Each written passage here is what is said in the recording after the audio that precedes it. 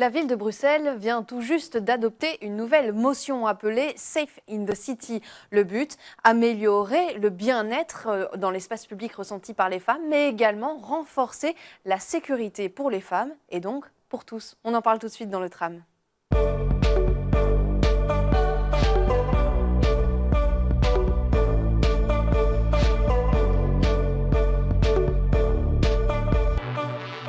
Lydia Moutier-Bellet-Ngoy, bonjour, bienvenue dans le tram. Vous êtes échevine à l'égalité des chances à la ville de Bruxelles. Dites-moi un peu sur quel constat se base cette motion qui a été donc votée par la ville de Bruxelles mi-décembre, Safe in the City.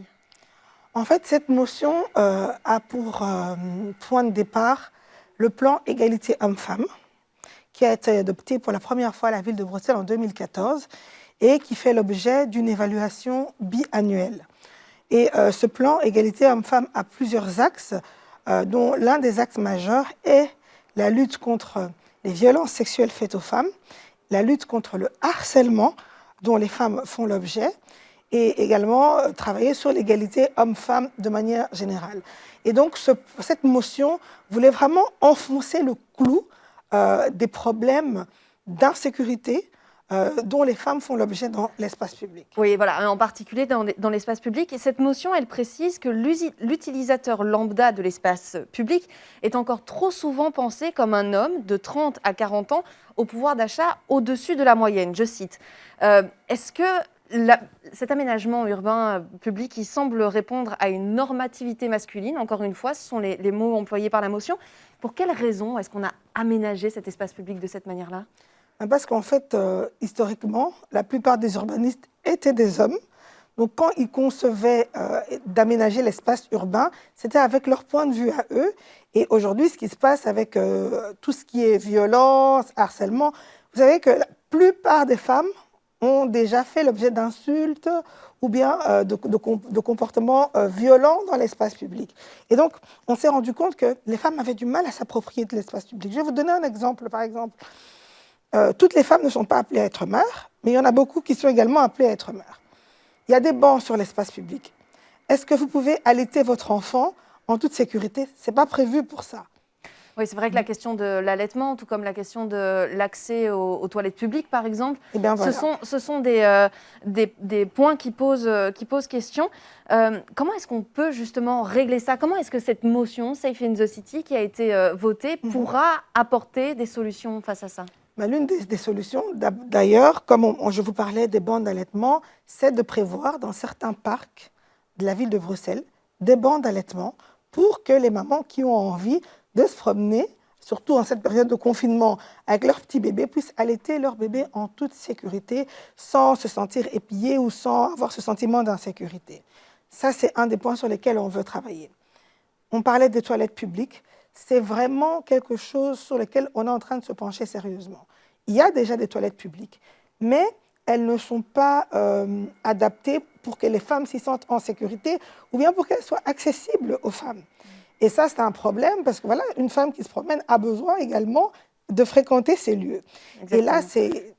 Ça permet un meilleur bien-être dans l'espace public. Faisons un point, parce que émission mobilité, faisons un point sur les transports en commun. La STIB a lancé une campagne contre le harcèlement dans ces transports en commun. C'est un problème urgent? Écoutez, cette campagne, la STIB, c'est un organe régional et c'est un problème urgent parce que les femmes font l'objet d'harcèlement dans l'espace public et pas seulement dans les transports en commun.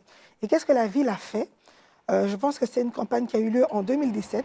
La ville a relayé cette campagne au travers de son réseau intranet pour que les fonctionnaires soient informés de cette campagne, au travers de toutes les affiches publicitaires qu'on a au niveau de la ville. Je ne sais pas si vous aviez suivi cette controverse sur le panneau Coca-Cola. Eh bien, par exemple, lors de cette campagne, le gros panneau Coca-Cola relayait les messages de cette campagne pour sensibiliser le citoyen à ce problème. Et l'objectif en fait, de cette campagne, elle avait été menée par une ASBL, Touche pas à mon pote. En fait, le but, c'était de créer une application pour permettre aux femmes qui sont victimes. On en parlera très certainement parce que les invités suivants sont justement touche pas à ma pote. Une toute dernière question. Il y a des outils aujourd'hui qui existent comme l'application Fix My Street ou encore la cellule Bravo des gardiens de la paix. Comment est-ce qu'on pourrait renforcer ces outils-là pour aller encore une fois dans le sens d'une meilleure sécurité pour les femmes?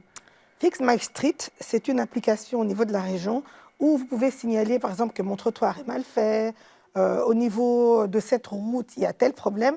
La ville de Bruxelles aimerait contacter la région pour qu'il y ait une option supplémentaire à Fix My Street pour qu'une femme qui a été victime de violence dans un certain quartier puisse le signaler. Non pas pour stigmatiser le quartier, mais pour que la ville puisse adapter ses politiques à l'amélioration de la sécurité et du bien-être des femmes dans ce quartier. C'est ça, montrer qu'il y a une zone d'insécurité et renforcer la vigilance à ce propos. Les agents de Bravo, vous m'avez posé la question, eux également, ils sont formés, et ça depuis plusieurs années, pour qu'ils puissent repérer au niveau des quartiers dont ils ont la compétence, pour qu'ils puissent repérer les quartiers problématiques, tout justement également pour que la ville puisse agir et sécuriser ces quartiers pour que les femmes puissent vraiment se réapproprier de tous ces quartiers de la ville.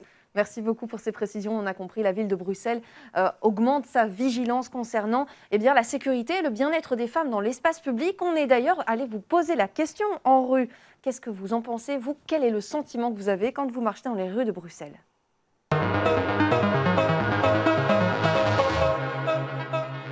En général, oui.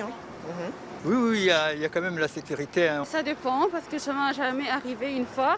Mais bon, je vois des trucs, des attouchements, des gens qui te suivent la nuit. Moi, j'ai déjà assisté à un jour où quelqu'un se faisait agresser. Et les gens ne pouvaient rien faire parce qu'on avait peur. Malheureusement, plusieurs fois, j'ai déjà vu quelques femmes être suivies par des personnes.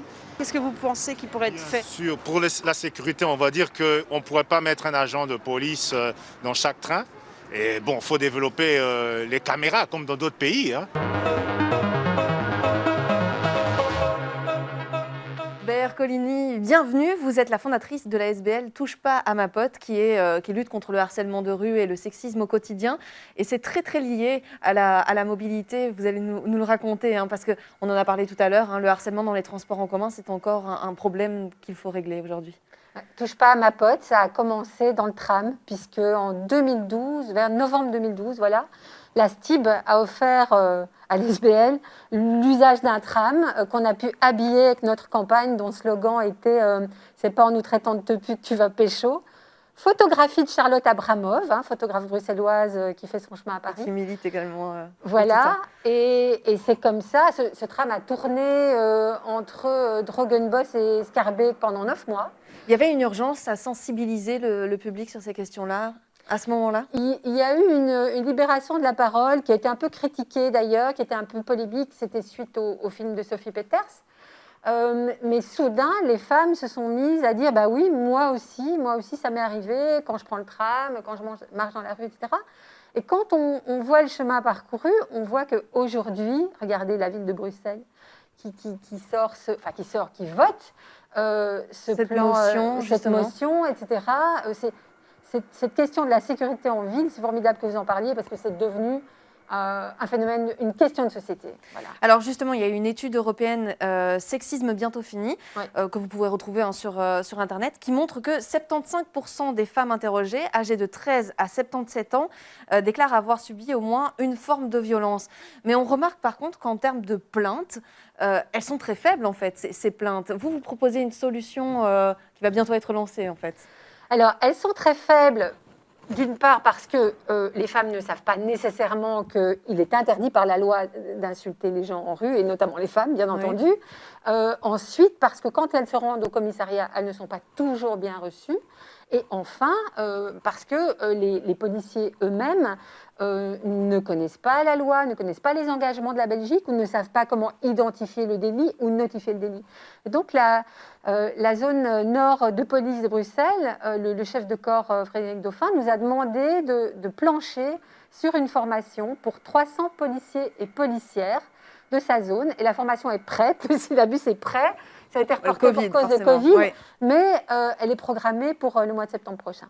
On a tendance, ici, bon, on focalise la question de la sécurité et du bien-être dans l'espace public pour les femmes, mais le fait est que permettre aux femmes de se sentir bien dans l'espace public, ça sert à tout le monde en fait. On parlait tout à l'heure des toilettes publiques accessibles, de l'éclairage public. C'est pas que pour les femmes si c'est mis en place tout ça.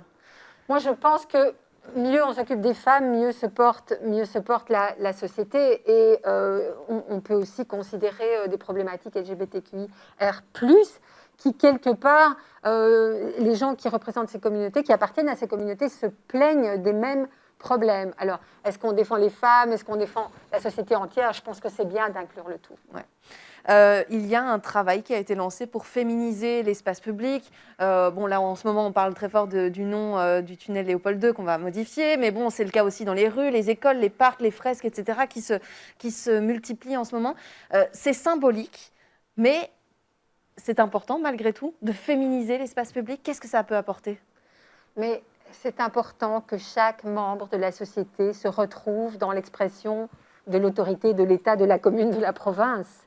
On a vu des petites filles ou des femmes noires être si heureuses de voir arriver Kamala Harris au poste de Être représentée. Être représentée et donc être inspirée et donc avoir une voie à suivre, une voie tracée vers son épanouissement dans la société, vers sa place dans la société. Ouais, et justement, trouver sa place aussi dans l'espace public. Merci beaucoup, Avec Béa plaisir. Ercolini. C'était une discussion très intéressante. Merci. Vous l'avez dit, il y a déjà des pistes de solutions qui sont envisagées, donc notamment avec la formation des policiers, mais également un autre outil informatique qui sera bientôt mis en place par la SBL. Touche pas à ma pote. Dans tous les cas, on le voit, hein, il y a une prise de conscience du fait qu'il faut féminiser ou en tout cas apporter plus de sécurité dans cet espace public. C'est la fin de cette émission. Merci infiniment de l'avoir suivi. Merci pour votre fidélité. Je vous dis à la semaine prochaine, même heure, même tram, vous savez.